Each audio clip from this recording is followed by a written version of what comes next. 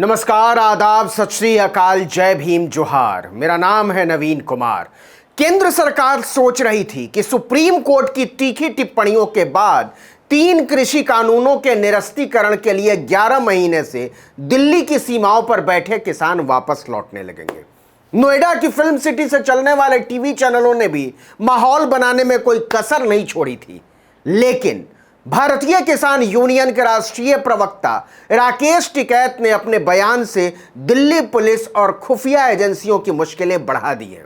वो कह रहे हैं कि यह तो अच्छा हुआ कि पुलिस बैरिकेड हटा रही है, रास्ता साफ कर रही है, यही तो हम भी चाहते थे। राकेश टिकैत ने कहा कि जब ये बैरिकेड पूरी तरह हटा दिए जाएंगे तो हमारा भी रास्ता साफ हो जाएगा, हम भी आगे बढ़ेंगे। फिर किसानों का ट्रैक्टर पहले दिल्ली जाएगा और इसके बाद किसान अपनी फसल बेचने के लिए पार्लियामेंट जाएंगे।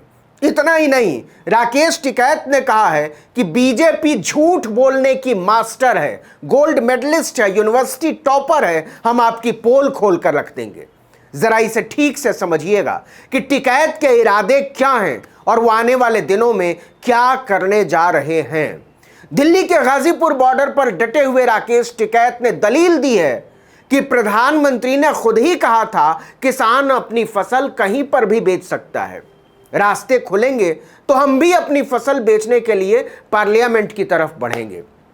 पहले हमारे ट्रैक्टर दिल्ली जाएंगे।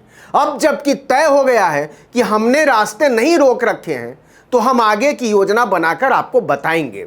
राकेश टिकैत के इस बयान के बाद दिल्ली पुलिस और खुफिया एजेंसियों की चिंताएं बढ़ गई हैं। दरअसल 28 अक्टूबर से दिल्ली की सीमाओं से बैरिकेड हटाने का काम शुरू हुआ है। टीकरी बॉर्डर से इसकी शुरुआत हुई थी और इसके अगले दिन गाजीपुर बॉर्डर से भी बैरिकेडिंग हटाई जाने लगी। एक भी किसान ने इसका विरोध नहीं किया। अगर आपको याद हो तो इन बॉर्डरों पर दिल्ली पुलिस ने किसानों को आगे बढ़ने से रोकने के लिए 2020 की चढ़ती सर्दियों में क्रेन से लाकर बड़े बड़े बोल्डर रख दिए थे, सड़कों में कीलें ठोक डाली थी और कटीले तारों से बैरिकेडिंग कर दी थी। किसानों ने कोर्ट में दलील दी थी कि रास्ते हमने नहीं रोके मिलॉर्ड, खुद दिल्ली पुलिस ने रोके हैं और वो जिस दिन चाहे रास्ते खोल सकती है। यही हुआ, जिस दिन उसने चाहा रास्ते खुलने लगे। एक पुलिस अधिकारी ने खुद कहा गाजीपुर बॉर्डर पर कि सरकार की तरफ से आदेश आया है, इसलिए हम बैरिकेडिंग हटाकर रास्ता खोल रहे हैं।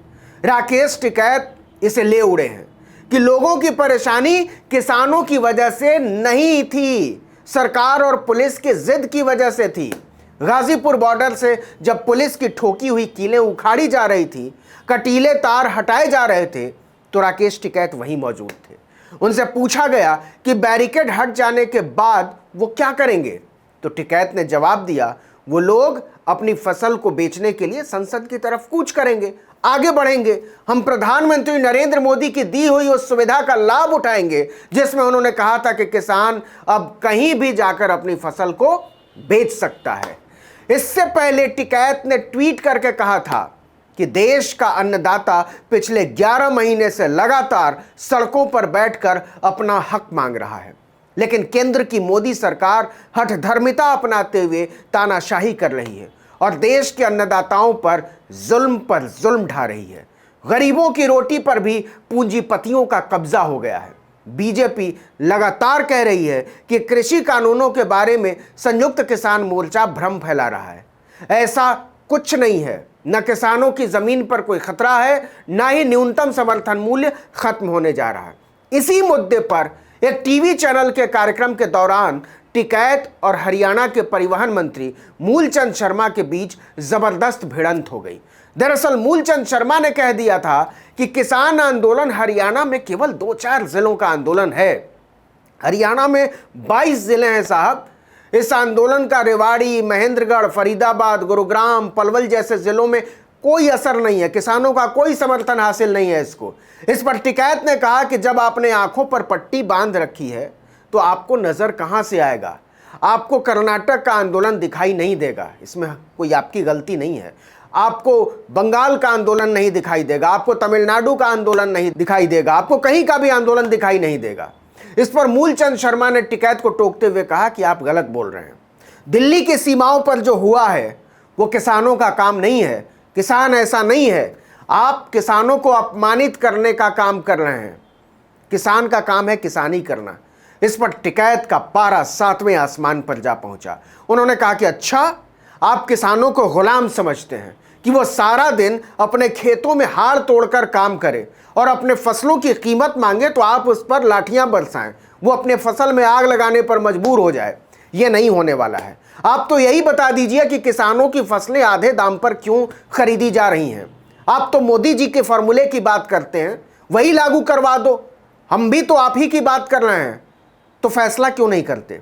किसान आंदोलन के दौरान एक आदमी को मार देने की घटना पर जब मंत्री ने टिकैत को घेरने की कोशिश की तो उन्होंने मुस्कुराते हुए कहा कि आपकी पार्टी तो झूठ बोलने में गोल्ड मेडलिस्ट है ही, इसमें कहां किसी को एतराज है। यह मेडल आपने जीत लिया है। भाजपा झूठ से ही चल रही है। पूरा देश देख रहा है कि भाजपा ने देश को बर्बाद कर दिया है। और रही बात गुंडागर्दी की, तो भाजपा से ज्यादा गुंडागर्दी कौन कर सकता है। आप सरकारी गुंडागर्दी के जरिए सत्ता में बने रहना चाहते हैं, लेकिन अब यह नहीं होगा। लिख कर ले लीजिए। टिकैत ने यह चेतावनी दे डाली। बागपत के बिनौली पहुंचे राकेश टिकैत ने फिर से साफ किया कि किसान बिना कानूनों की वापसी के आंदोलन से वापस नहीं लौटने वाले। सरकार किसी गलतफहमी में न रहे। किसान आंदोलन जैसे चल रहा था वैसे ही चलता रहेगा। जीवाना के नीलकंठ आश्रम में पत्रकारों से बातचीत करते हुए उन्होंने चेतावनी दी कि आंदोलनरत किसानों को अगर जबरदस्ती हटाने की कोशिश की गई तो हमें मजबूर होकर दिल्ली की तरफ कूच करना पड़ेगा। सरकार जिस दिन चाहे उस दिन संयुक्त किसान मोर्चा वार्ता के लिए तैयार बैठा हुआ है, लेकिन जोर जबरदस्ती नहीं चलेगी, हम नहीं चलने देंगे। टिकैत के इस ऐलान के बाद से पुलिस और खुफिया एजेंसियों की नींद उड़ गई है। रास्ता पूरी तरह खोलने में उसकी हालत खराब है, क्योंकि अगर रास्ता खुला और किसान जंतर मंतर या इंडिया गेट जाकर बैठ गए तो फिर क्या होगा। क्या कनॉट प्लेस के रास्ते हजारों ट्रैक्टरों के काफिले का बोझ सहने के लिए तैयार हैं। टीवी चैनल वाले लगातार 26 जनवरी की तिरंगा यात्रा के दौरान हुए उपद्रव की याद दिला रहे हैं।